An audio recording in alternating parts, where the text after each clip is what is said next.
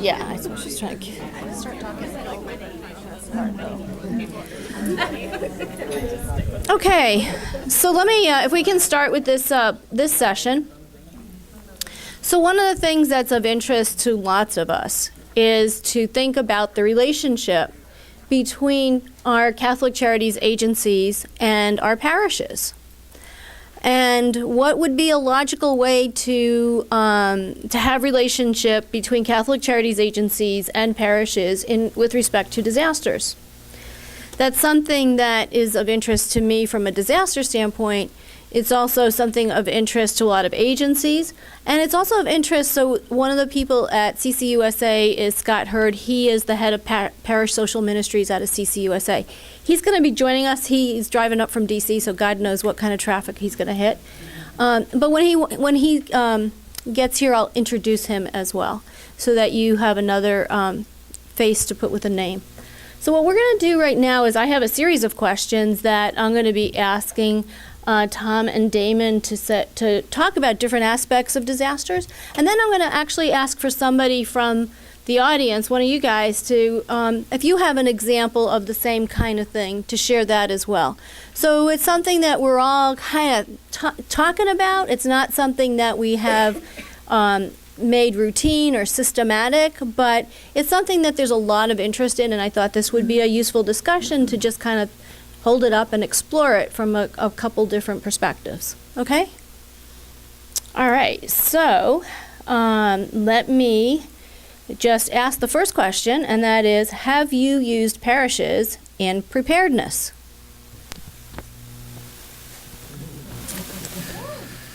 Yeah, a couple years ago, we were awarded a grant to do disaster preparedness and resiliency in the communities.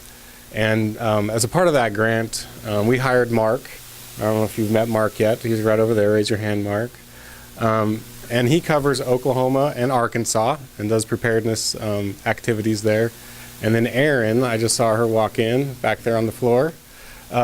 She was hired to do preparedness stuff in Kansas and Missouri. And we've done a lot of activities through the parishes, helping to get parishes excited about disaster response and forming teams. And it's all kind of culminated into a new initiative that we're about to roll out. And maybe Mark or Aaron could talk a little bit about that in a second. It's called the Prepared Parish Initiative, or PPI. So if you want to sound smart in disaster, put 3 or 4 words together, create an acronym, and you can go. But the Prepared Parish Initiative is an initiative that they've been working very hard on, and it's going to be rolled out in our 4-state region. We just got confirmation from our bishop that he was excited about it, and we're going to get it going. But they're the experts in it, so if it's all right, maybe one of them could explain. Do we have a mic in the room?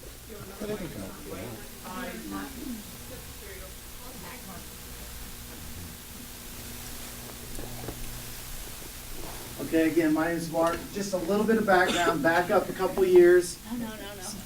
Well, I'll go fast. But you have to understand the background. So we're talking about this going out and trying to build capacity within our network, going out to the parishes. Hey, doesn't this sound like a great idea? Let's go insert or form these disaster teams that are a part of the local parishes. Because all disasters happen locally, right? So these guys are going to be right there on the ground, and they're ready to roll out, ready to respond if something happens. So came up with this idea and called it the 4x4. That I would go out and I would visit with these local pastors and say, hey, have you considered starting a kind of a disaster ministry within your parish, within your church? And they go, no. But wouldn't you like to? I mean, we want to, reach out and serve those people that are hurting in this time of disaster, whatever. And so we're having this conversation, and they go, yeah, that sounds great.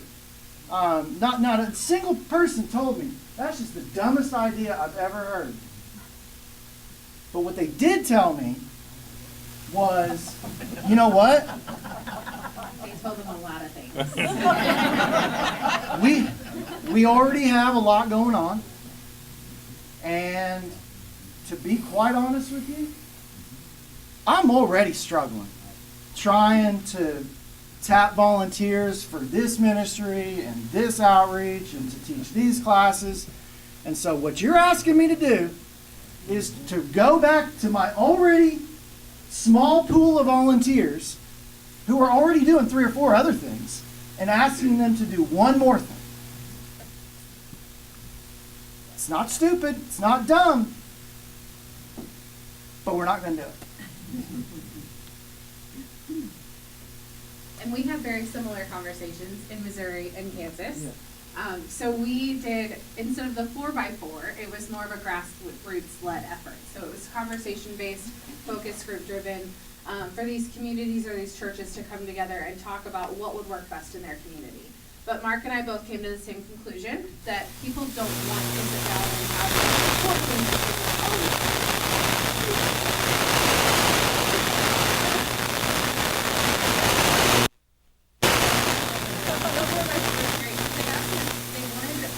Strategic growth. They want to see where they're headed.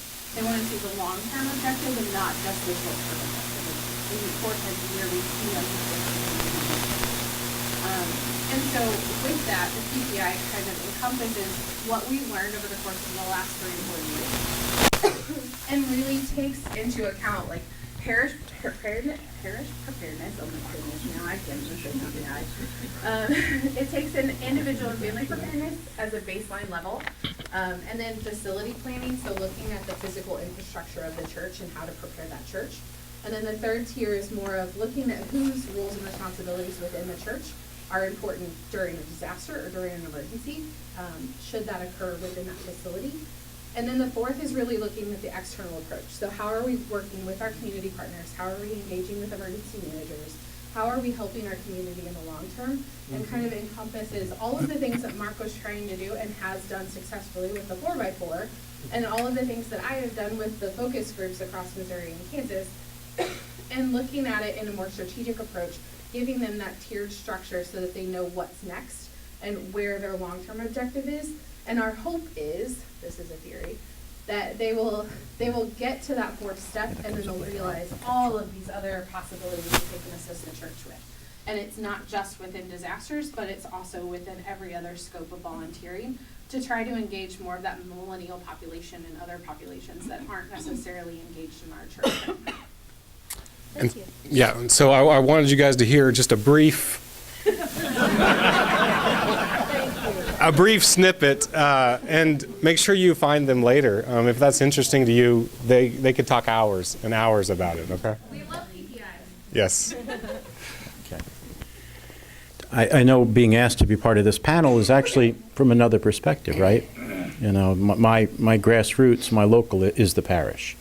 So I know there's a lot of other things I'm looking forward to Maria asking us, and we did a lot of conversations about this too. But just to let you know, I mean, some of the other questions that have or responses, and it just came up, actually going to be covered by other questions. So as far as I know, as far as grassroots for preparedness, hey, you know, if it's not going to affect us, you know, but what happens when it does affect us? Okay, so the next question is now, have you used parishes in disaster response? And in answering that, think about, do you use them for post-disaster assessment? Do you, in terms of identifying needs by geographic areas or by populations? Do you use them as a service delivery interface? So how do we use parishes in response? Just immediate. I mean, you know, even from some, we'll hear my talks a little bit later on this week. We came out of Sandy. And the parish that I'm still, you know, presently a pastor of was devastated.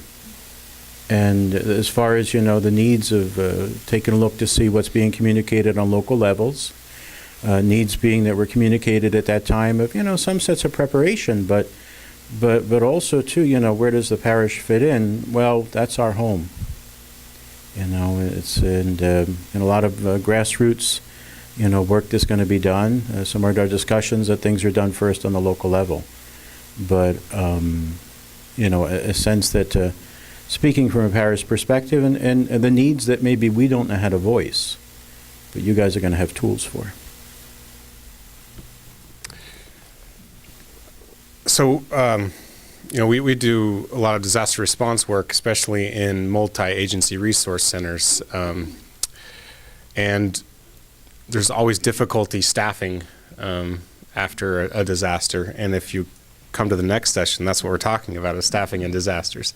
And so we've used parish folks, some teams that Mark has trained on how to do intake with clients that are coming through the door, distributing gift cards. We've asked them to come to some of our points of distribution. We got a couple of Knights of Columbus's folks back there that we met after our 2013 disasters that assisted in that.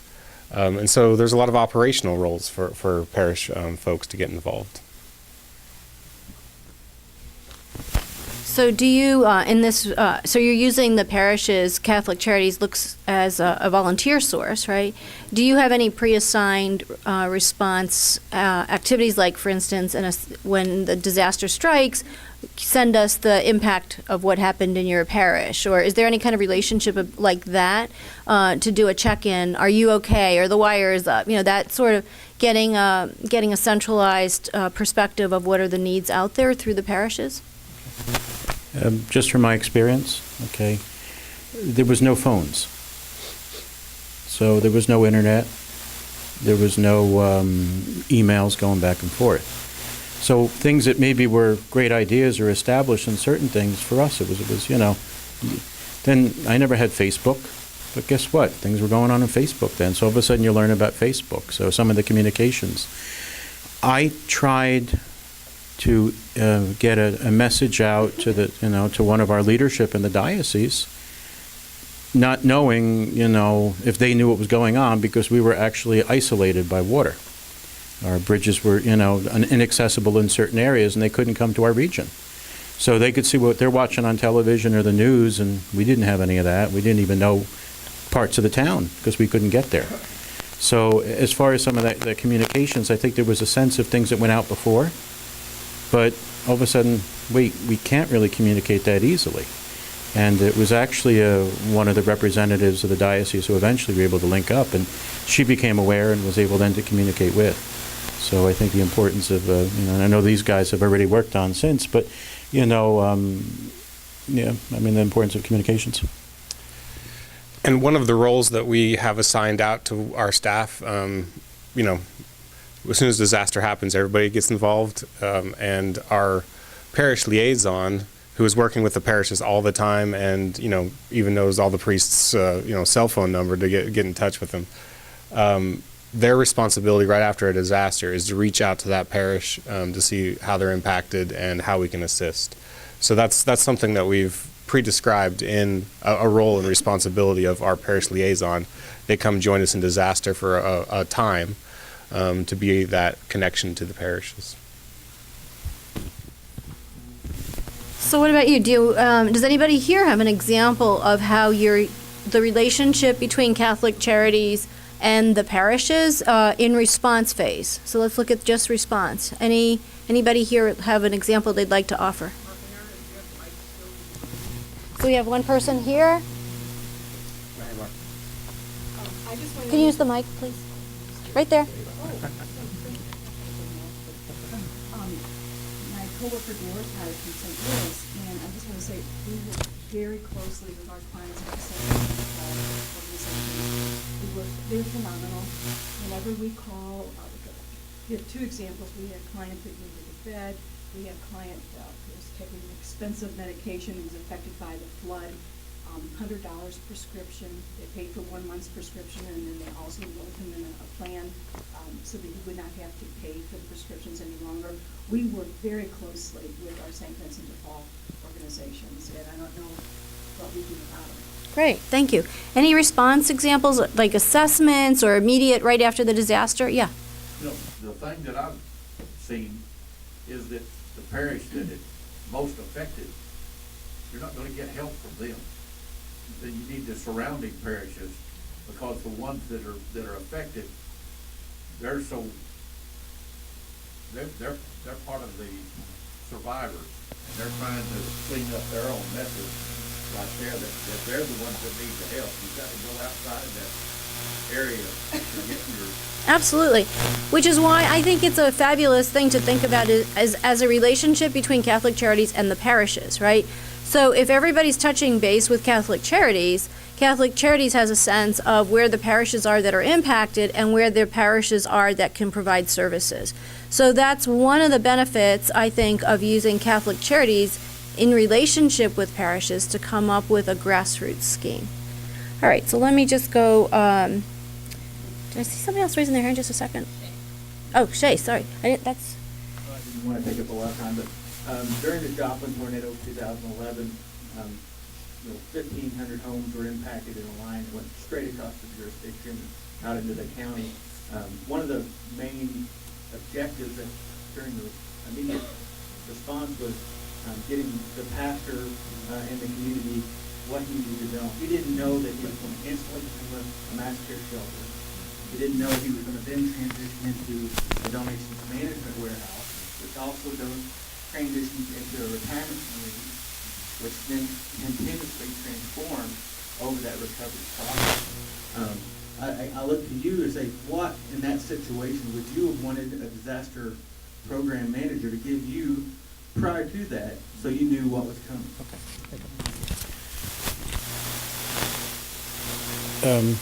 Anything. I mean, well, I know there was we got a couple of, a little bit of format here, but had I known some resources that would have been available, you wouldn't have had the frustration, I think, that, you probably begin with. Also, the process. Don't take for granted, just because we went to the seminary, we're going to know the process of emergency management. Or just know that person that we can contact and say, hey, now, can you follow up with this? Let me know where I'm needed, let me know, and I'll be happy to accommodate, or happy to, for our particular situation, we began, luckily not luckily, but it was a hurricane. So we had more advance notice than a lot of people here will have as far as a disaster. As far as preparations, trying to understand what's the route, what's going on, we've never experienced to the extent that it was.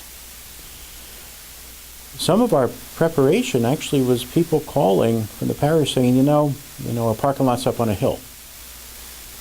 We're probably going to get water down here. Would you mind if I parked the car up on the hill? And we've done that before for other things, but not to that extent, to a point that, hey, then let the town know, and, emergency management communicated. Doesn't mean it's going to be permanent parking, but just to begin with a little bit, as we did with that.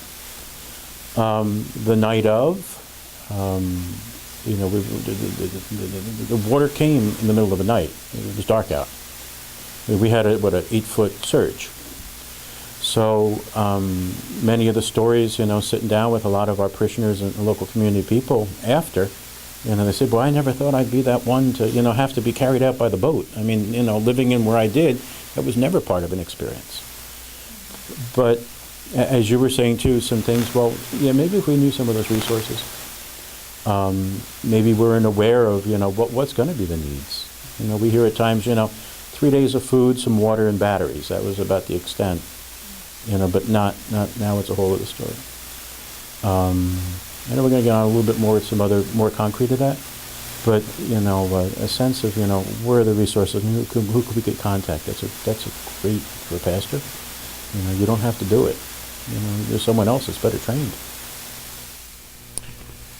Another piece that we learned after our big disaster in 2013 is we just got a brand new executive director, like 2 months before our biggest disaster in Oklahoma.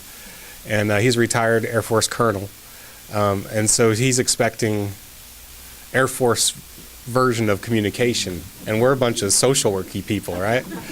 And so every 15 minutes, he's like, Damon, where's my sit rep? I need a sit rep. Where's my sit rep? And I just I don't even know what you're talking about, man.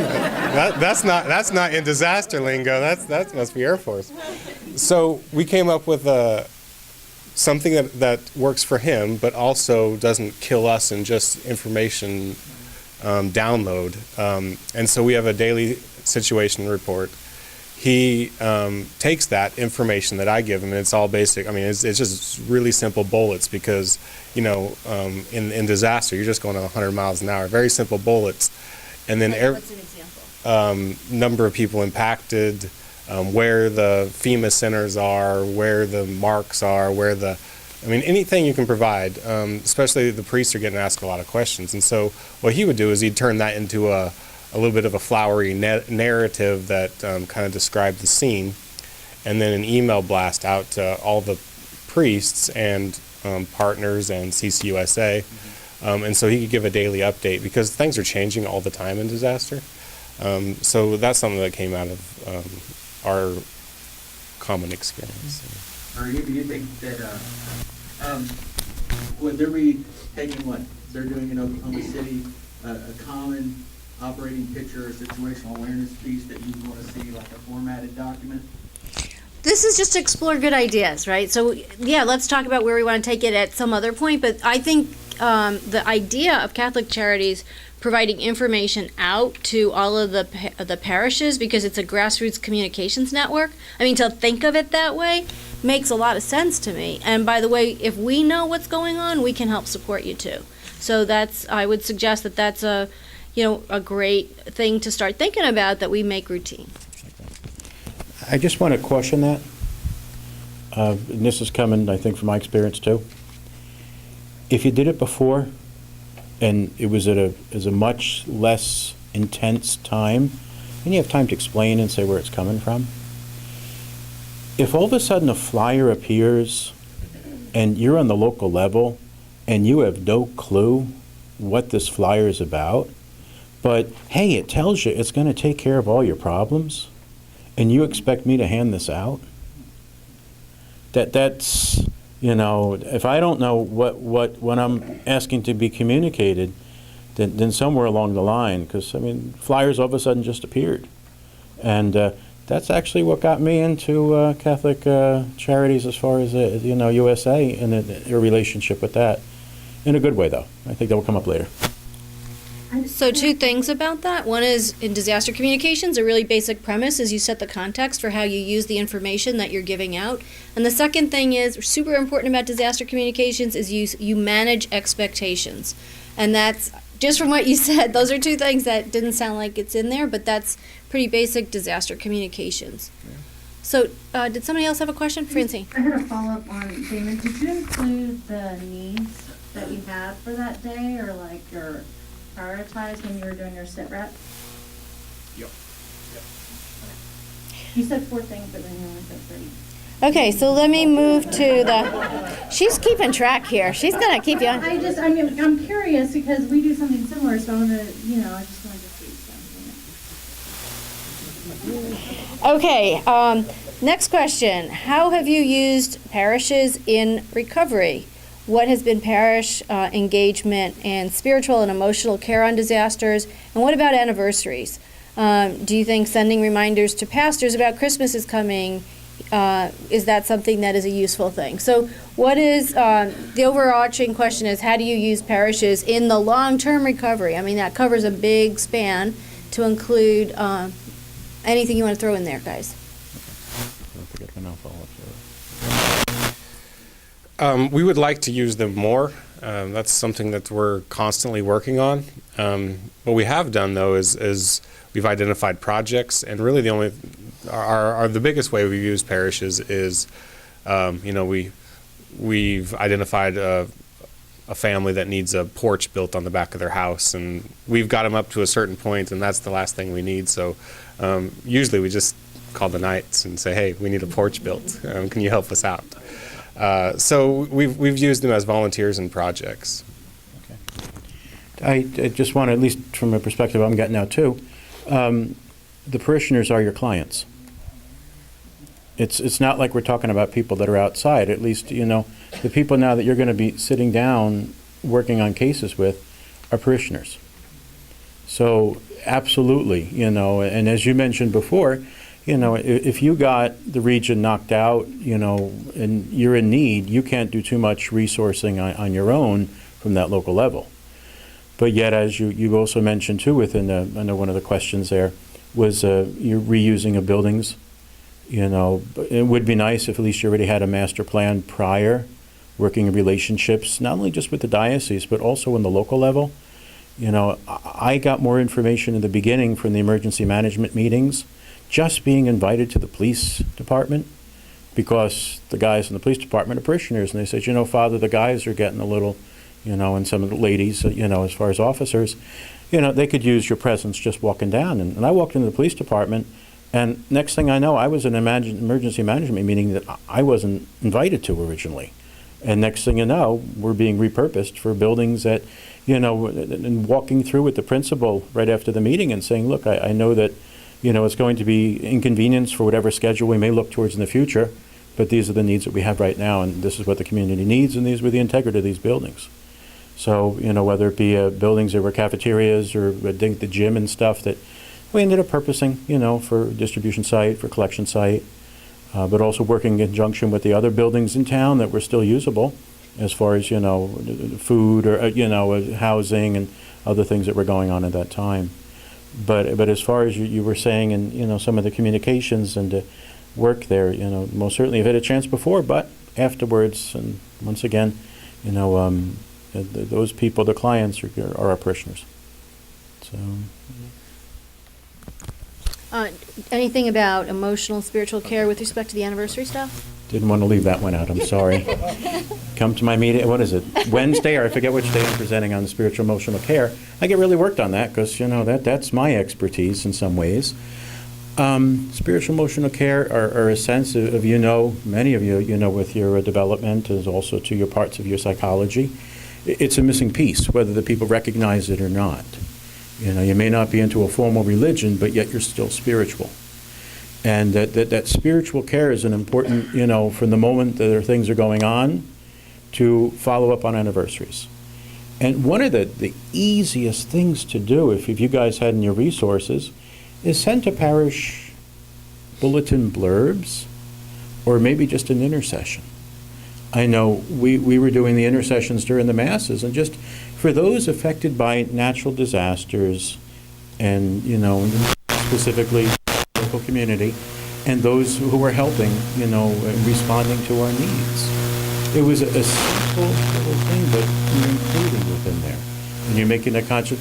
If you sent that to a parish, hey, secretary's going to type it up, it's no problem, right? You all of a sudden don't have to reinvent something. You put in a bulletin blurb about, whether resources necessary or some supplies. If you already had that ready to go and sent out, it's the difference between someone calling up and telling the pastor, we need something in that bulletin. Well, just give me an example and it's done. So some of the communications now. Anniversaries too. I was sharing last night, I guess, with some groups that we were sitting with, that, we had the hurricane and the water. One of the hardest things I did was celebrate the Easter Vigil that year. Why? Because you have the blessing of the water. And here you are with people who lost their homes, lost everything as a result of water. And now it's something that we just take for granted, that blessing. But what difference did it make on that time within our celebrations, in our spiritual and emotional care? Yeah, Aaron? Jane? I'm just going back to using the parishes in the response mode. Back in 2010, I started training parishes and got interrupted a few times by different disasters. But in the meantime, the good news was I'm going to go back again to that 2012 Southern Indiana tornado. I had trained probably about 10 parishes in that neck of the woods, not in the area that was hit, but below them. And within an hour of that tornado hitting, we had people on our way from the other parishes. It was kind of really neat because the Knights of Columbus were just getting ready to have a fish fry, and they just packed it all up and moved it an hour north and started feeding people. Another group did the same thing. They'd been ready to have some kind of big fair, and they had hymns coming out their ears. And all that stuff started showing up, the feed people, we said the emergency management people, as well as the, the line workers and people that work out of their home. They then transitioned into disaster case management. They started doing initial case work and donations management and everything else, because they were already exposed to what you need to do. They had never had to do it, thank heavens. But the difference between having them already involved in what needs to be done and then parishes that were not involved, they didn't know what to do, they didn't come. So it's terribly important to involve those parishes. Thank you. Anybody else? So, what are your thoughts on how do we keep the interest in parishes between disasters?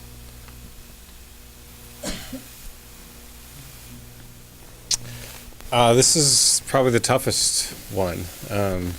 People get busy. They haven't had a disaster in their area in a while, so they get complacent. And that's why, Mark talked a little bit about his experience trying to set up disaster response teams in disaster and in the parish. And initial success. People were like, oh, that sounds like a good idea. But then after a little while, they're like, well, kid's got a soccer game tonight. I don't know that I want to come to that meeting. And people just get busy. So I think this Prepared Parish initiative is kind of what we've culminated in. Gives people something to do, to work on, because they're working locally in their parish. Want to get their family prepared, then get their parish prepared, and then maybe think about responding. So I think something that keeps people engaged, because it could be years before they have another disaster in their area. Who else has an example of how do we keep engagement at the parish level when disasters are far apart? How do we keep it going? Please, anybody. We'll offer. I think Okay. we're all desperate to answer this question, so no idea is a dumb one. Hello? Hi. There you go. Since we're in Virginia, we haven't experienced the big disasters that many of these counties have. So for us, parish involvement is kind of an ongoing thing because it doesn't swell, I guess, and then kind of go out. And so one of the things that we have is a parish liaison network. It sounds similar to this kind of idea of preparing your parish, but we as Catholic Charities have a parishioner who is a liaison to charities, and so our PLN, as we call them, meet quarterly on topics of interest to the parish. And so, for example, Charities schedules a kind of best practices conference with all the parish liaisons. So we do different topics that aren't going to be always disaster, because that could wear somebody down, but we, we change it up. And so we do, for example, last quarter was elder care, how to take care of the elderly, and the best practice approach for the parishes to get involved with elder care. How does Catholic Charities do elder care? And then we share around, basically what we're doing here, we do a round table with the parishes, and then they take that knowledge back into their parishes. And then they do focus group meetings with the councils, the committees that meet in their parish. But Charities leads these quarterly best practices conferences. So we just did elder care. I think next quarter might be how to do food pantry intake process and what does a eligibility criteria look like and how to control that flow and things like that. So we do a parish liaison, and we go out and meet with pastors and ask who they would like to appoint, if there's a parishioner that they feel might be someone they identify, or we might identify them, and then they plug into our network, and then they disseminate that out. And so if you have this kind of rolling quarterly thing going, you could maybe use that forum for a disaster preparedness meeting then, and that would be that practice group discussion for that quarter. So that's one way that we keep parish involvement, and I know that Mary has another. I'm going a whole different direction here. Truly, again, where we're at, one of our biggest disaster potentials is terrorism. So what we're ending up doing as our potential disaster, we now have a directive every one of our parishes has to practice lockdown in their religious ed. That is a huge step, but I think it's leading the way to getting, plus we're also doing security efforts right now at all of our parishes, working with the different deaneries, and they're going to create 3 different security ministries, and leading from that, they too, for mass, will practice lockdown. That's depressing. We're happy to chat with anybody if they want to hear more on. Erin? I have another one. I have a group of 3 parishes in one community. And so they found that they were all doing their individual emergency plans. And then they came together and they realized that they had a great training need just across the board in different areas. So they've developed, with Catholic Charities of Missouri, they've developed a 5-tier program that they're working on, or a 5-step program. So this past Sunday was their first training, and they had about 35 parishioners between the 3 parishes. So pretty small scale on what they could do, but they're hoping to ramp up. So the first topic was active aggressor and fire suppression. So they brought in the police department and they did a training on active aggression, and then they also did a fire suppression training, which they realized many of the parishioners, I think they said 97%, had never used a fire extinguisher. They had seen them, but they had never used them. So they became more comfortable with using the fire extinguishers. The next one is going to be on mental health and psychological first aid. So we've also partnered with a local community partner on that. There are additional ones like a safe food handling course that we have a lot of people, a lot of parishioners within our churches that like to cook. And so that is something that they're now asking the parishioners to be involved in, with the idea that they could do that after a disaster, especially in long-term recovery after people have stopped feeding in mass. And then I'm trying to think of the other ones. Sorry. There's a couple more. I can send it. So Erin, what was the Catholic Charities' role in that? So we've facilitated the discussions with the local providers of experts that we know through our network of the VOAD and through multiple other collaborations. And then we've also just provided refreshments, because they said that's one thing that'll get people there is we've said multiple times that feed them and they'll come, right? So the parents said we'll host it, we'll coordinate all these trainings locally as long as you help us to connect with people and kind of give us some oversight.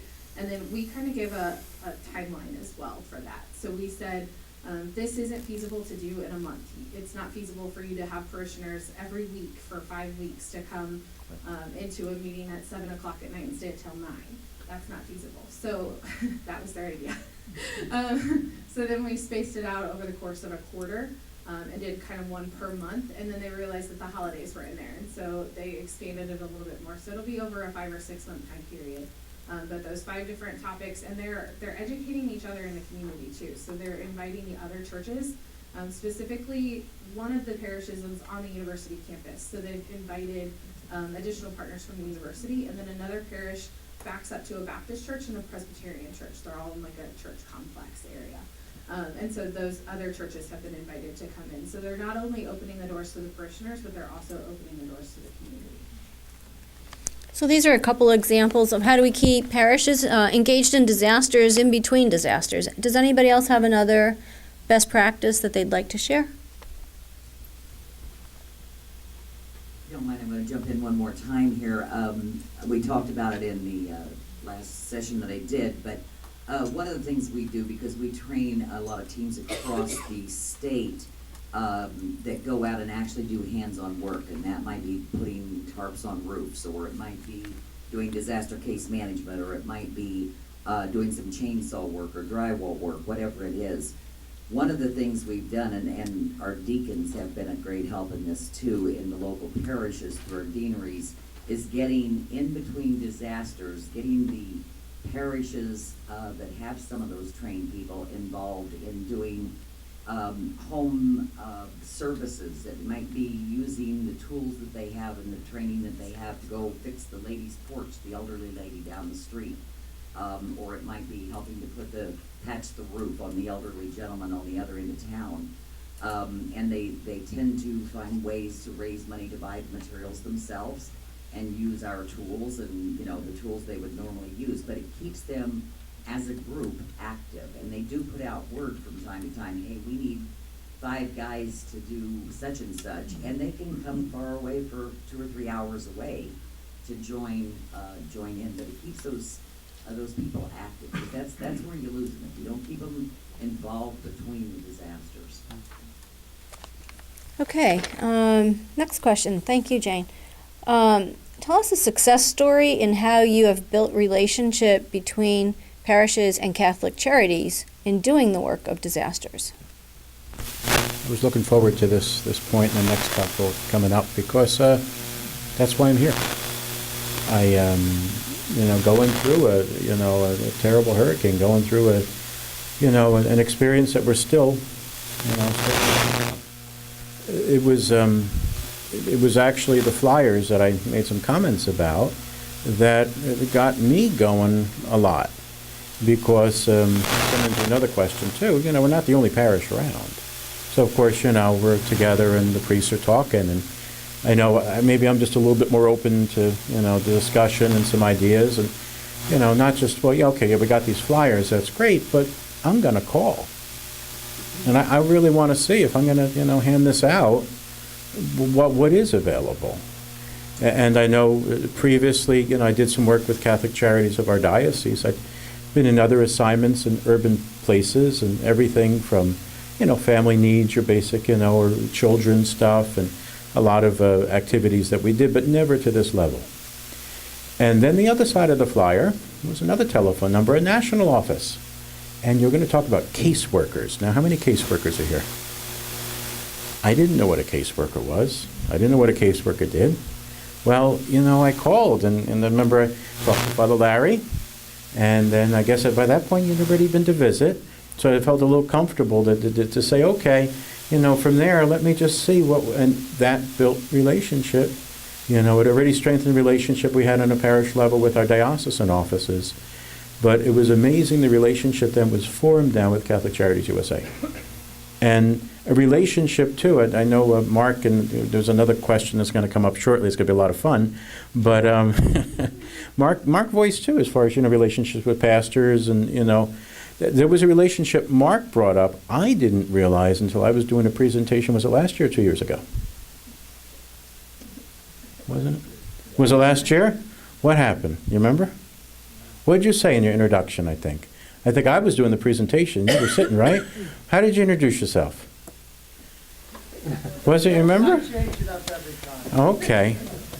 I think it was Mark, right? Because I know one of the works that we did as a result of our relationship with Catholic Charities USA, it was begun something called the community assessments.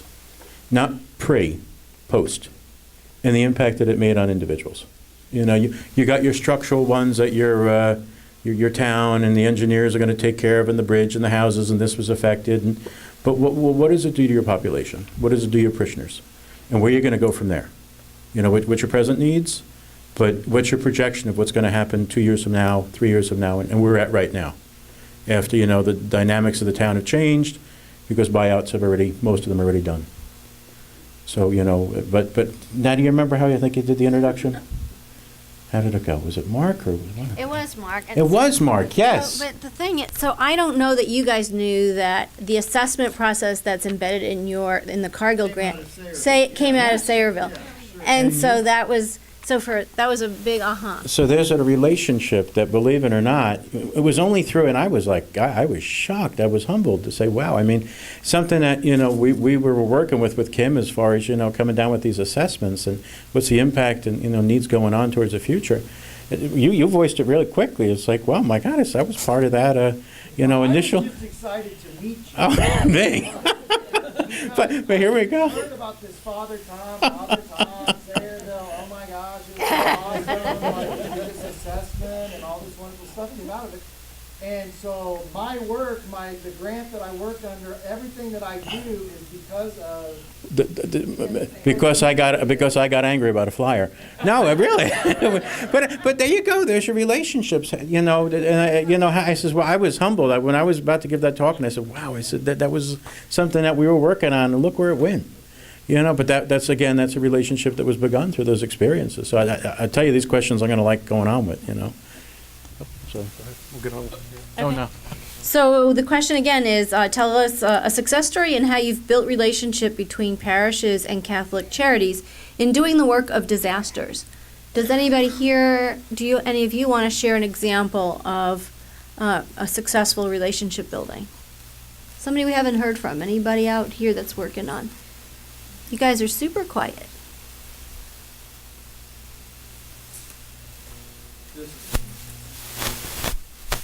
This is something I just started working on for years, trying to bring parishes together to work together, and I had finally succeeded in our town.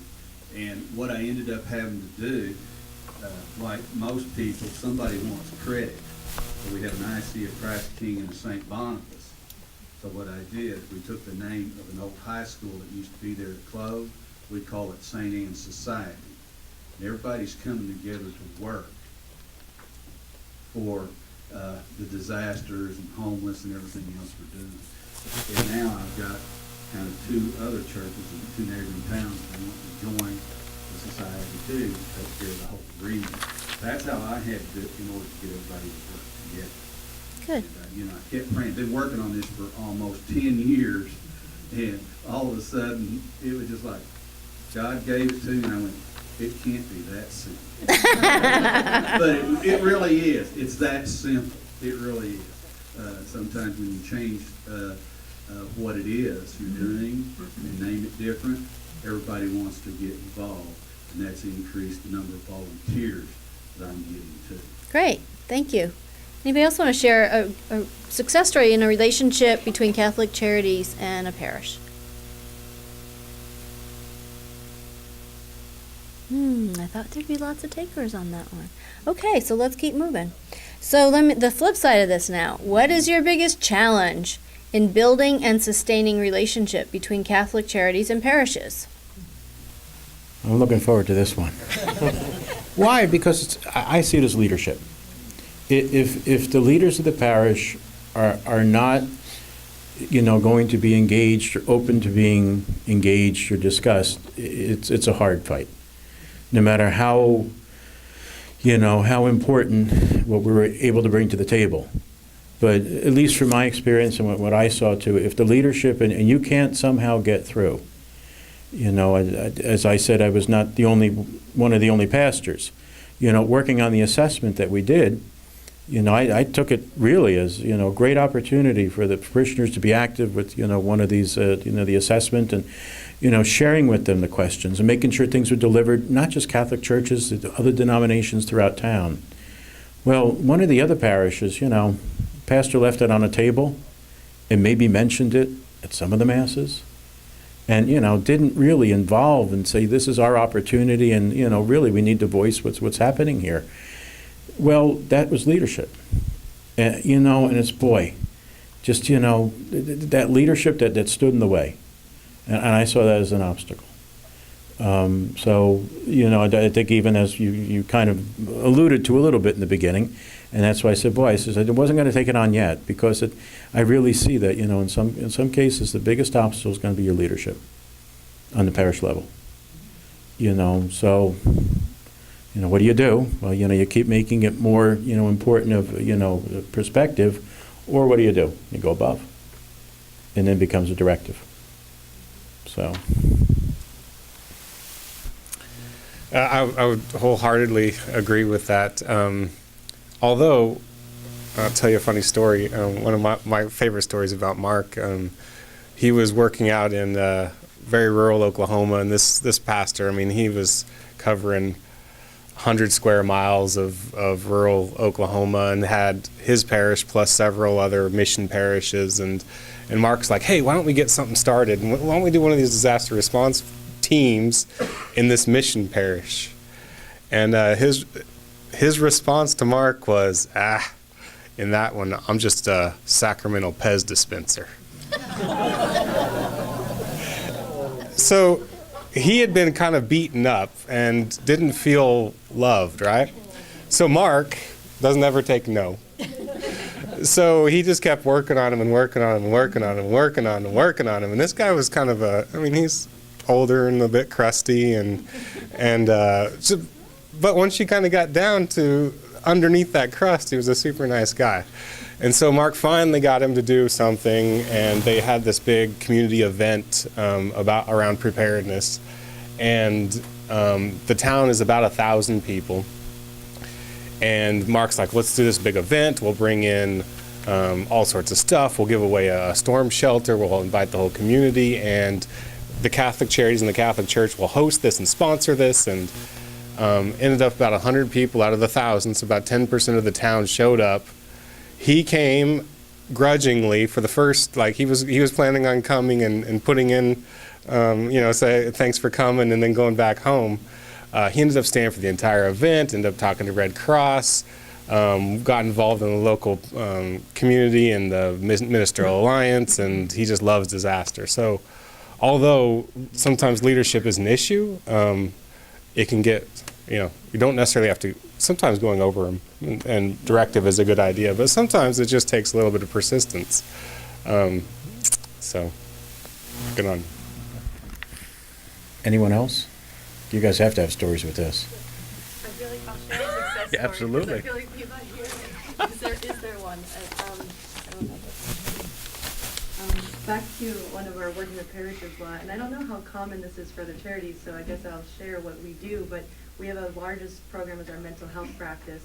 So we have therapists, clinicians, and that's our biggest case, work is with mental health. And we used to have it all in an office building, and that was the clinical office. Like one of our biggest charities initiatives was to get into parishes and to get closer to the network. And so our last couple of years have been moving out counselors into parishes to have a counselor in the offices in a parish.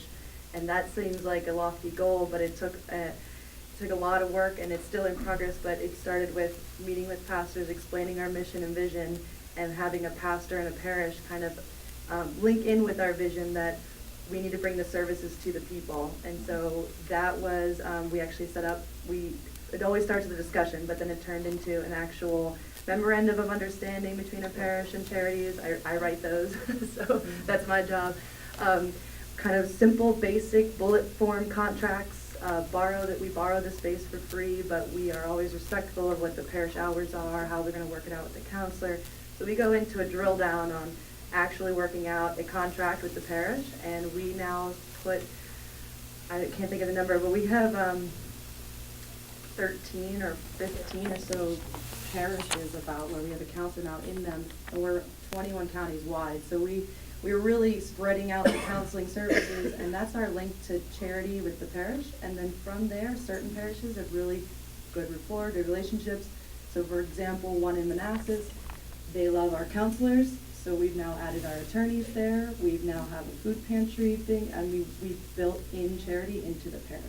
So I don't know how common that is for other charities to have space in diocesan buildings and parishes, but we're very close together. But that took a lot of work, a lot of time, and you really got to hit the road with leadership and knowing who you're talking to. And my job is somewhat to maintain those relationships, and I do site visits specifically to our parishes to say, meet with the pastor, how are we doing? Are we meeting your expectations? Do you enjoy your services here? What would you like to see improved? And I oversee the counselor there to make sure they're fitting in with the game of the parish. So hopefully that's a success story. And as you make that foray and those inroads into the parishes, we've grown organically with the pastors and built-in services. But we do write formal contracts so that they feel comfortable with us borrowing their space. And we talk about the contract over and over. And contract is my world, but you can call it whatever you want, agreements. That's awesome. Thank you for sharing that. Yeah. So one of the challenges that I think we've run into also specifically, this is our thing in front of a priest, but road priests. And I say that with charity now. And one of the challenges that Mark and at the church also is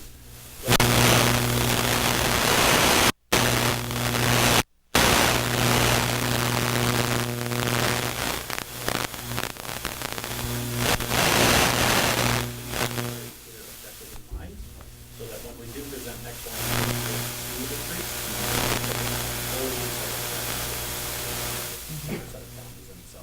So what's an example of how that goes? different? What's the range of what we're talking about? So, Mark, you want to talk about TTK?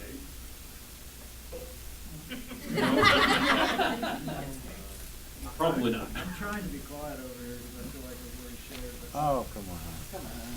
Like I say, I was trying to be as charitable as I could. No, I mean, I'm just trying to get some concrete example of what is the reality of the operation that you're talking about? What is the range? How is it rogue? How do you have to pin it down? What are the examples? Yeah. So for me, the kind of the crux of this whole discussion of Catholic charities and parishes and Catholic charities, and I think you've actually worded a couple of the questions. How are we going to use, or how do we work together? We have struggled internally with that conversation. Are they our volunteers? What are we going to do here? Are we going out and recruiting? What say and sway do we have over that parish over there and those parishioners? And really, we've kind of had to stop in our tracks and go, we would like to maybe have volunteers over there, and we would like to say that, but really they're their own thing. And trying to figure out, are we trying to build our own thing here and bring them into it, or do we want them to build something? And then is it just our idea that they build that thing? Or are we trying to kind of get them to come to that decision on their own? And that's really hard. I'm still struggling with that. That's the best charitable description of what I was talking about. So what are your thoughts on this, guys? I'm sure he's not the only one talking about this or thinking about it. It's the crux of what is the nature of relationship between us and the parishes. Yeah. I think for us, the discussion we're having is what is the end result. So I think that there are times where we definitely have counselors, we have intake processes in parishes, we have parishes that want to be a service center for their area, for their parish, that kind of thing. And then we have other parishes who really they want to give us money so that they don't have to worry about it, And so I think, when it comes to volunteers, we have the same struggle, right? Like, are they Catholic Charities volunteers? Are they parish volunteers? And so, how it's worked just day to day is that we do it parish by parish, and we have a relationship with each parish. And that's what our parish relations department does. And so, but there is this struggle when we start nesting our services there, and you get into the MOU and the contract. So it can get kind of sticky, because then sometimes the parishes are trying to tell us how to do social services, which we think we're the experts, and we are for all intents and purposes, right? So, so I think that one of the things that we just really follow through, and we take it parish by parish, and we have a clear end goal before we say one word to them. We have kind of our end goal. So we know areas that we want to expand to that we're not servicing, and so we have a strategic plan, and so we're not offering things that we can't follow through with money and staff. We don't even say anything, right? And so we have an expansion plan, but we know we can't expand to 90 parishes to 28 counties in 6 months. It's going to take years. And I think this is a great, healthy conversation because, once again, it's working with frustrations that are real on both ways, coming from parish as well. I think that, in no way, I mentioned things as far as caseworkers and flyers. Do you know what I did? When I looked at the I said, rather than having to call a telephone number, is there any way to get caseworkers here? And believe it or not, that was I think the first time some of the relation was being done, not only on the national, but also the diocesan level in one building. I think there were some, some sort of contractual things, whatever, you'd probably know better than me. But nonetheless, I said, wait, this is the needs. And, once again, the clients are parishioners. So it's not like it's coming from, no, these are needs that we have. I mean, you guys have the resources, you guys have the profession, education, to help us with this. We didn't know. But it was, saying, okay, now there's a difference between that and saying, okay, well, we're talking about a program that's going to exist now, for quite a number of years, as opposed to saying, well, this is part of a disaster response for either short term or maybe, some sense of where we're going to go with that. But also, I know too, you talked about volunteers. Volunteers, the parishioners, some of them you're going to interest in one thing and other ones, so, why not just throw the net out broad and kind of say, certain people say, gee, I love to do this, I don't like to do that, but all of a sudden you're offering another opportunity that maybe, people were holding back because they never came in. Wow, I'd like to do that. And we have active, and even as we said, with some of the resources and some of the relationships, well, there are groups in the parishes that those are their charisms. I mean, when things were coming in, I automatically, met with the members of St. Vincent de Paul, and I said, look, I know we do our food, assistant, the food pantry there. I said, I don't know what's happening right now. I said, I know we're going to bring in a distribution center. I said, in no way, please, it's not contrary or, a competition with us. I think that we're trying to figure out where we're going to help doing the same thing that you guys do on a huge basis. But, and they clicked in, they were sold in then. So there are local level things. Thank goodness the Knights of Columbus here too, because likewise, I know you guys were very big in Joppa, hearing a lot of stories with that. But also I know with our resources too, with the Knights of Columbus as well. A good thing to have here, I know too, was members of other organizations like, the members I know, Malta as well, with to understand that, we're working together on relationships with this and sense that expertise that we'd never know, but thank goodness they were available. So, I think and even getting into some of the discussion here, well, we're trying, at least I'm bringing it into the disaster and to say the importance of where we're going with that.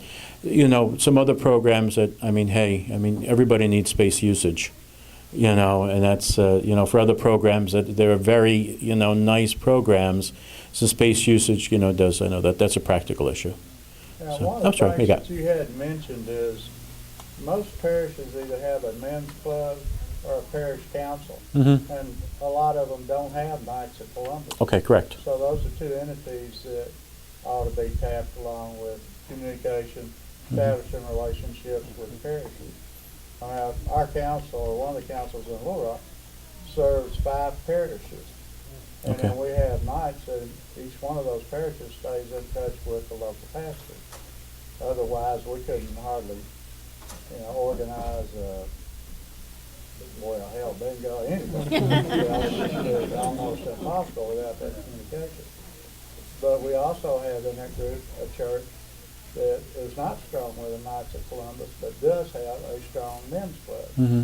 Plus, they also have a strong Latino Right. population. Right. And they're outside of our reach, really. We tried on numerous occasions to stay in touch with them and to try to involve them, but they go their own way. But Catholic Charities, being a different entity, may be able to reach out to these people and help them in a more proficient way. Mm-hmm. Yes. I was just gonna say, I can talk about it. Yes, I also think, and you guys have said it in many different ways, but respect. The pastor knows his parish and his parishioners really well, for the most part, right? You kind of know your community, and we know what we do really well at Catholic Charities, and somehow you've got to communicate and get that message to the person, and I think, and to respect that, that every parish, Mark, so sometimes the parish just isn't open yet or doesn't, and so you have to accept that. I think it doesn't mean you don't keep communicating with them, but you also can't force what somebody doesn't want. And I think it just comes down to being respectful and giving each other a little grace on both sides. Okay, let's move on then. Thank you. What does a parish bring to disaster operations that a Catholic Charities agency is not equipped to provide?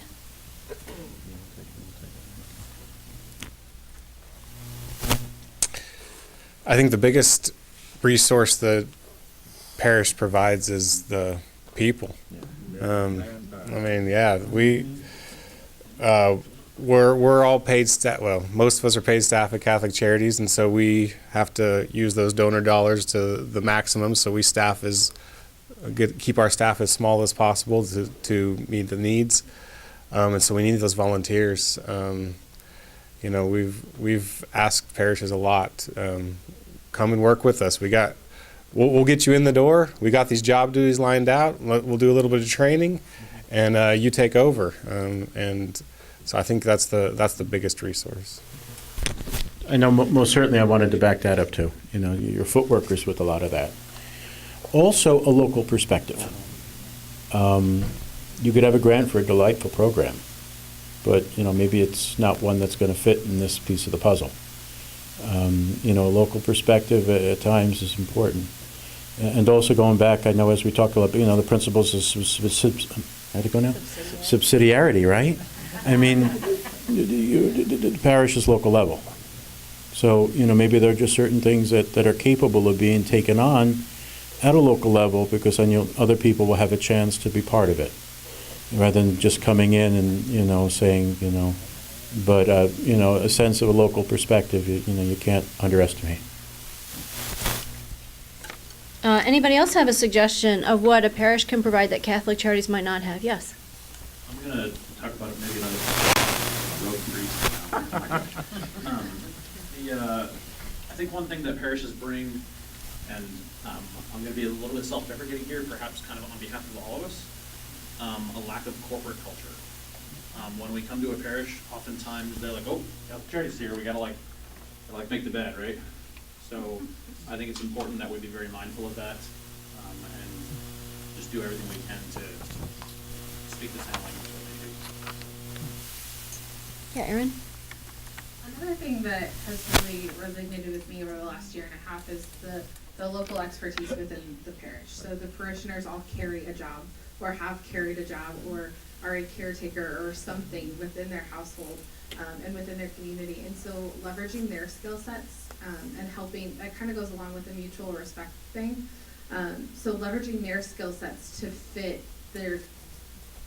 help mold their disaster response or their disaster recovery and preparedness into what Catholic Charities does, and vice versa, what Catholic Charities does into the parish. So, for example, with the trainings that I was talking about, the local law enforcement officer that provided the training also goes to that parish. So he had local buy-in, local stake, and wanted to make sure that that program was something he could offer to his church.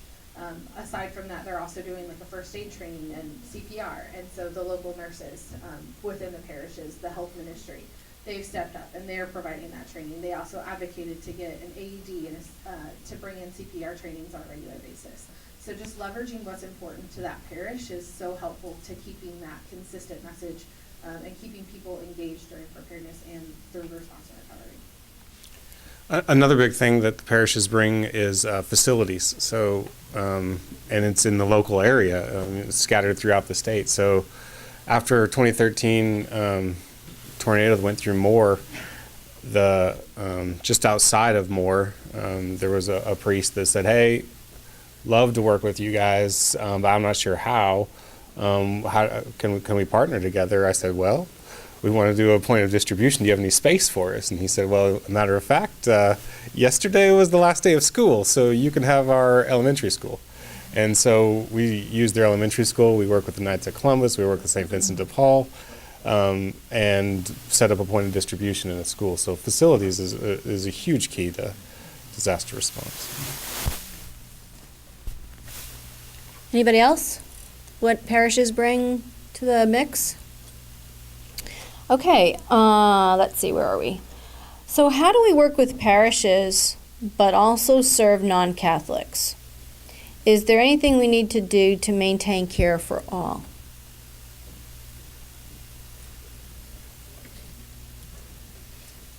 Yes. Can we get a mic over here?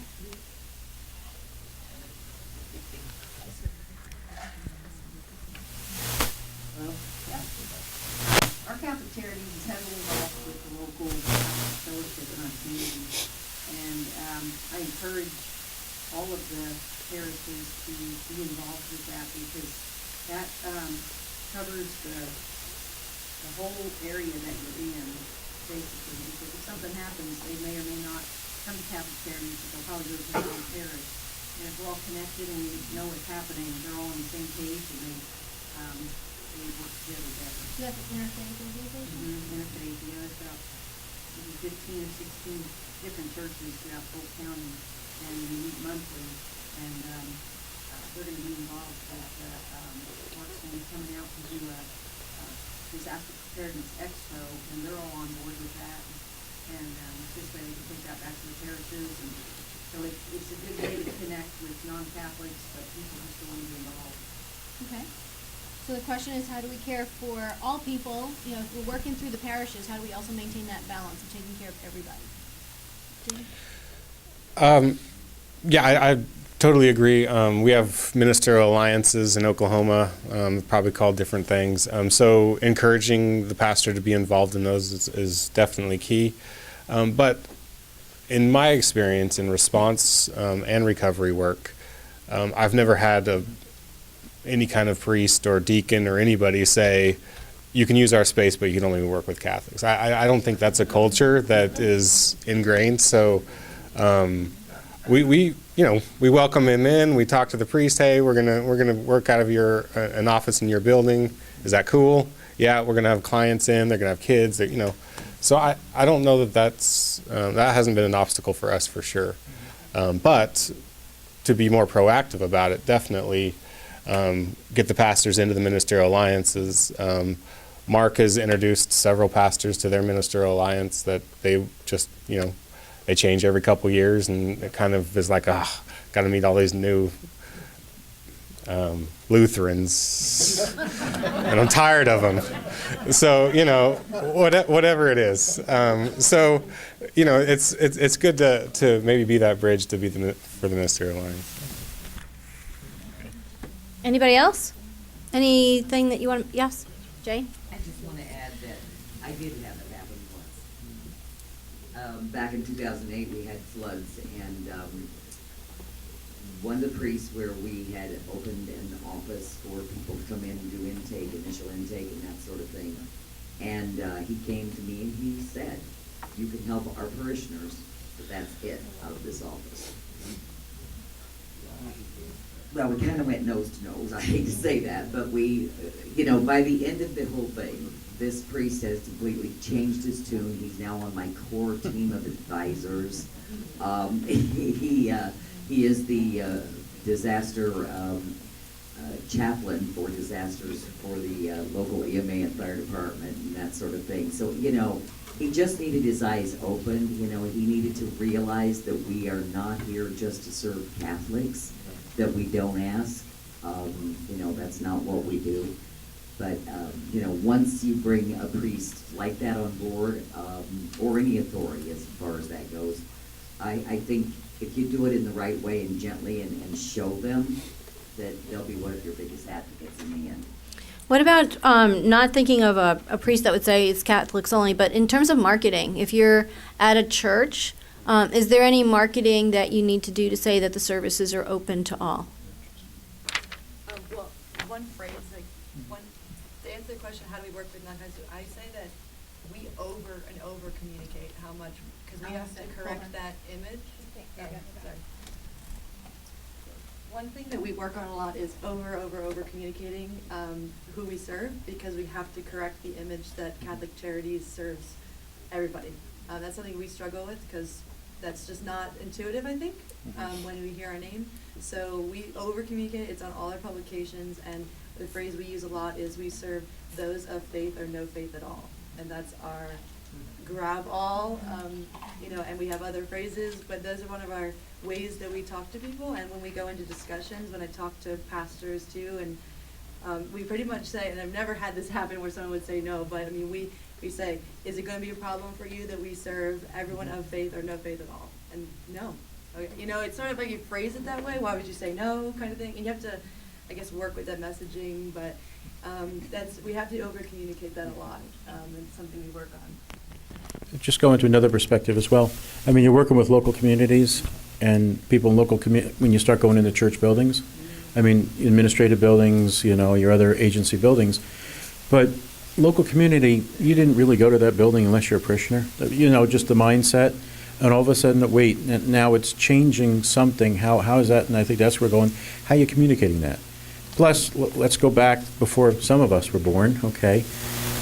You know, you didn't step foot in that other denomination's building. I mean, that unfortunately, that was a mindset outside of charities. So now all of a sudden, we're asking the community to change a mindset that was so inbred in them to offer services that, you know, we want to offer anybody. So yeah, as a matter of communications, how are we going to change that? Kelly, did you have something? Can we have a mic over here? I did that one. I was just going to say, we ran statistics on ours about 2 years ago because we had such a bad image with just serving Catholics because we are in the Bible Belt in the South. And so we ran them and found that we were serving 98% of our clients were non-Catholics. And so we over-communicate that percentage all the time when we're talking to me or anyone, so that way they're aware that we serve everyone. So that's really helped us personally in South Carolina. Anybody else? I go back to the security thing for a moment, but we are having such a massive problem right now with immigrations and refugees that we had to break from one of our meetings that we held a week ago. And we have another one this week where Virginia State Police are stepping in, having to be there. I mention this because this openness that she keeps talking about, we now have a problem. And we have a massive problem at certain locations. Out of our 76 parishes, we're probably talking, I don't know, 10 or 11 that are immediately within Arlington County. Mm-hmm. But the Muslims, we have people coming in at 2:05, 2:10 to use our parking lot to pray. Parents of our schools that are all alarmed now because there's Muslims on site. People following them when they leave, and we have to turn around and get the police out because we're afraid it's going to be reverse discrimination. So I'm at the other end at the diocesan level saying, halt here. We are open to the community, but we are now mindful that we have another problem. Again, on the heels of terrorism, we have to be very careful. And in our diocese, there are 21 languages. There are certain parishes I don't go to unless I have an interpreter. And so I'm thinking of that as well, that we want to reach out and be helpful even in disasters, but we have to watch what we're doing also. Okay, anybody else? All right, so another question we have is, as Catholic Charities, how do you target parish ministries to help you respond? Do you? For instance, Hispanic Outreach or Care for Homebound? Okay, well, going back again, once again, I think we kind of hit some of that. Some of the parish ministries, that's their charism. That's why they exist. And, you know, working within some of the different communities and different parishes, you know, they network on their own. They get into homes more than I do, and they know how to do it. And it's an ingenious, you know, just through their charisms. Or, you know, Legion of Mary, my goodness, anyone familiar with the Legion of Mary or any of your prayer groups? You know, boy, they know some of these details that I'll never know. But they're great, you know, integrating and bringing things in. So as from a parish perspective, most certainly, I mean, they'll voice you new clients that I won't know. Because, you know, they're visiting and have opportunities to hear through other people the communications that all of a sudden they're going to voice needs that, you know, some of your leadership won't be aware of. A couple months ago or weeks ago, I can't remember now, I was down in Baton Rouge. Through CCUSA, I deployed to Baton Rouge to work with folks down there. And one of the things that Catholic Charities in Baton Rouge was doing is they had a warehouse that they were receiving donations in. They didn't have any points of distribution to distribute directly to clients. Their role there was to gather all the stuff in the warehouse and then just made contact with all the churches in the surrounding community that had a food pantry or some sort of ministry at the church that was meeting with people all the time. And so just called a parish up and said, hey, What are your needs out there? Was your food pantry low? Are you guys seeing a lot of survivors coming to your place? And if they said yes, then they would just tailor make a trailer load of goods and send it out to that parish. And so I was on a couple teams that drove trailers around, and we just dropped stuff off at a church. And then we kind of multiplied our efforts. We were able to gather the stuff in the warehouse and then just distribute it, and then the parishioners could actually take it and deliver it or hand it out at their parish. Another thing that happened while we were there is there were several areas around town that were predominantly Spanish speaking, and not necessarily Catholic, but just predominantly Spanish speaking, and nobody seemed to have the resources to service those communities. The Baton Rouge disaster was something I've never seen before. Maybe you guys that have experienced large hurricanes or something have seen it, but 200,000 people impacted. Everyone was flooded, and so neighbors weren't necessarily helping neighbors because they couldn't. They were gutting their own houses, and so there was large pockets of predominantly Spanish-speaking folks that weren't getting serviced necessarily by neighbors. But the Catholic Charities had a couple people that on staff that spoke Spanish, and they talked to a couple people in some churches that spoke Spanish, and then we had a staff member that joined us on the deployment, and they were able to kind of go to these areas of town that were Spanish speaking, and they went to grocery stores and talked to people, and it was only through that local church knowing that these areas existed because of their Hispanic outreach groups that we were able to assist those guys. And then we partnered up with a local, I think it may have been Episcopal Church, I can't remember exactly what it was, and we brought a whole bunch of food and clothes and stuff for disaster cleanup to this church, and brought case managers there to do intakes, and so it was all kind of organically grown through this Hispanic ministries of the churches. So that was one use of using a Hispanic ministry to get into a population that was being ignored by a lot of the response that was going on at the time. Do you have other examples of using church ministries to do disaster response or recovery?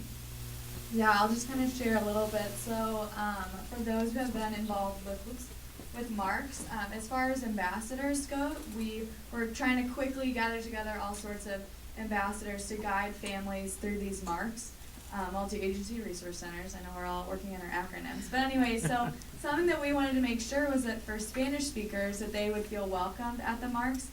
And so we tapped into our Hispanic ministry, and they were able to recruit some people just to have on site if there were Spanish speakers that came. And it was wonderful, very well received, just because, like we shared, that relationship is already built. So it was very successful. Good, thank you. Anybody else? Yeah, just to kind of add on that, definitely on my experience, Spokane, Washington, we have, I'm a member of probably the only Spanish-speaking Catholic community in the city of Spokane. But really stressing the importance of what's done before the disaster hits and really making your presence known.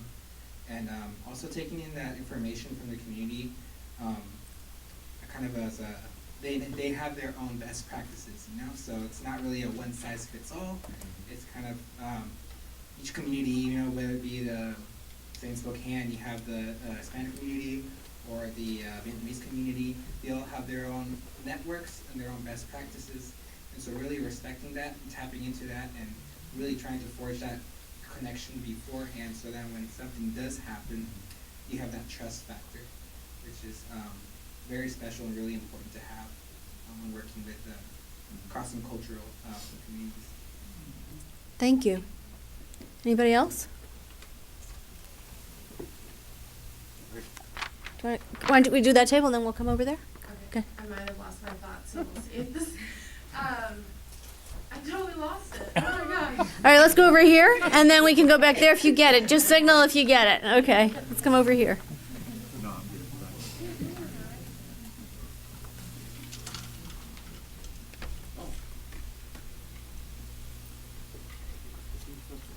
Either one. Sorry. Is this on? Yeah. You know, I've been thinking about this whole discussion, these last 3 or 4 questions about engagement with parishes. And in our diocese, southern Minnesota Catholic Charities, you know, we did some listening sessions, and I think it was based on a series of listening sessions out of materials that maybe came out of Washington State Catholic Charities, maybe Spokane maybe. But one of the things we were focusing on was the role between parishes and Catholic Charities. And we kind of used as the basis for that discussion the U.S. Conference of Catholic Bishops document Communities of Salt and Light, which was, I don't know, issued maybe 20 years ago or something like that. But the Communities of Salt and Light, that whole concept even got a shot in the arm by Pope Benedict in his encyclical God is Love.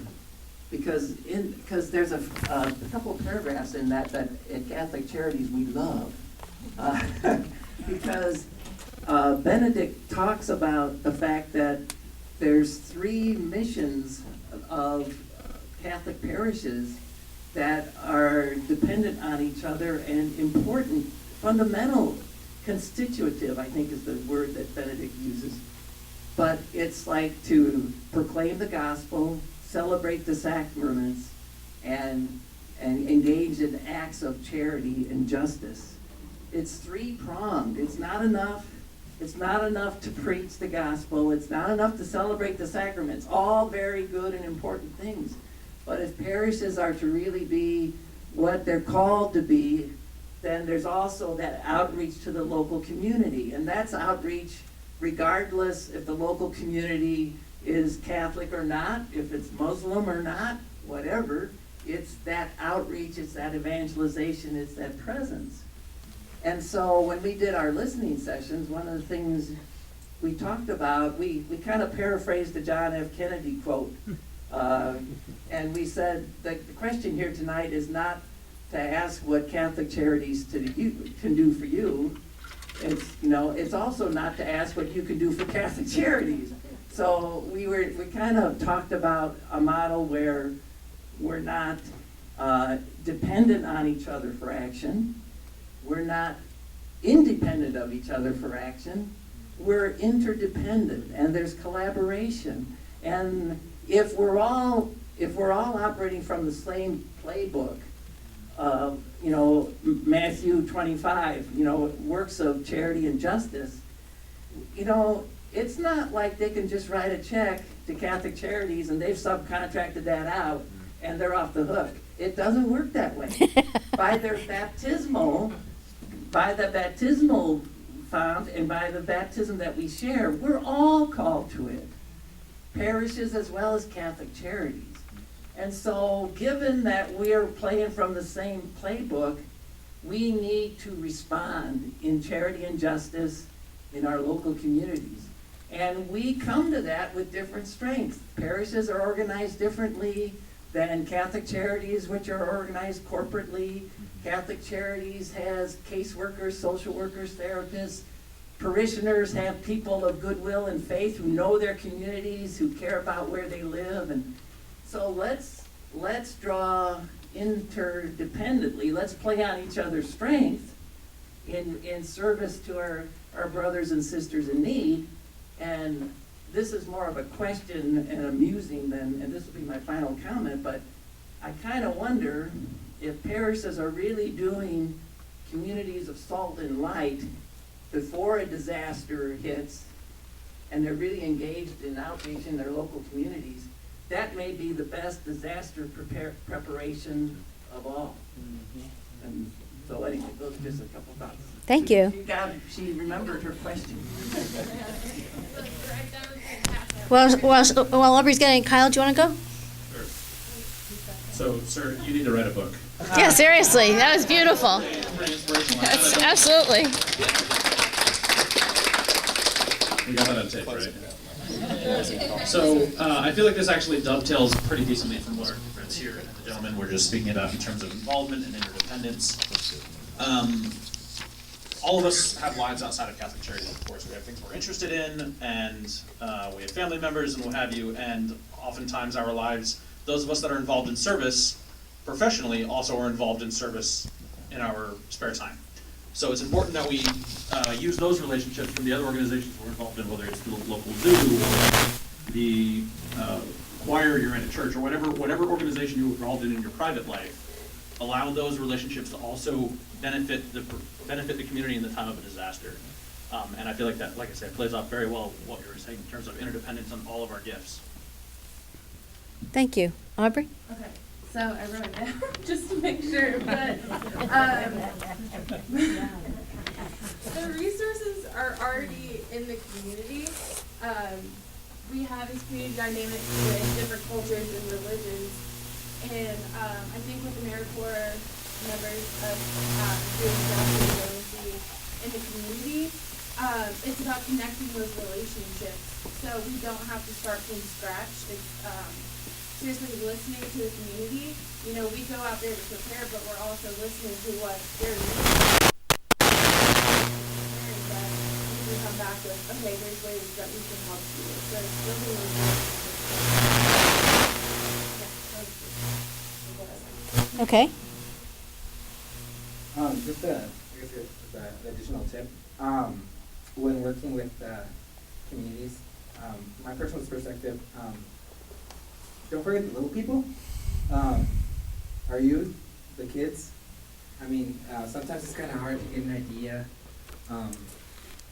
into an adult's head about certain things. You know, it's like the idea is kind of, how do I get this community to care about, you know, that disaster management or preparedness is important. You know, how do you make it mean something to them?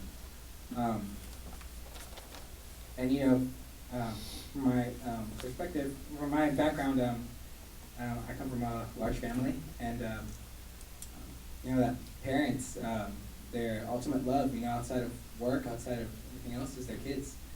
And you know, if what you're trying to teach means a lot, you know, means something to their kids, it's an excellent, you know, teaching tool to get to the older populations.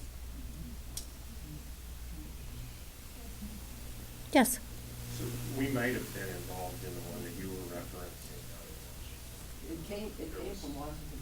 Yeah, I think what it was kind of interesting, I don't know if I'm saying this right or not, but we had done the initial needs assessment of where the burned areas were, and we knew where the economic hardships, we knew where the displacements were, and there was a tremendous sense of deference on the part of charities towards the parish in the distribution of aid. We knew where it was, we knew where the needs were, and then when we wanted to partner with the parish, and I won't name the community, but we wanted to partner with the parish on the distribution of that. Just it seemed like that was appropriate, but we couldn't get our schedules on the same page. I don't know what other reasons there were. There might have been value-laden reasons about what was of appropriate distribution of aid and what wasn't. And so we really struggled with that decision in terms of how do we do that, because we don't want to appear to in any way be, you know, trumping the decision or the autonomy of the parish locally. And so, but we finally, as timeline was wearing on, it was like, well, if we don't do this now, we're not going to be able to do it. And ultimately made a decision. Charity staff went out and just did the aid distribution. But we really, really tried really hard to get the parish involved. They did get involved in some extent, but it was pretty limited. So, and it was, what I can say is it was really painful. It was just, that part of it was hard to, because you didn't want to in any way be disrespectful to their local community. Okay, thank you. Anybody else?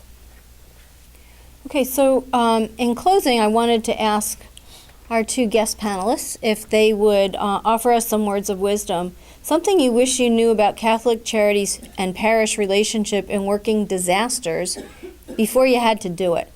So what advice would you have for the audience in doing this work?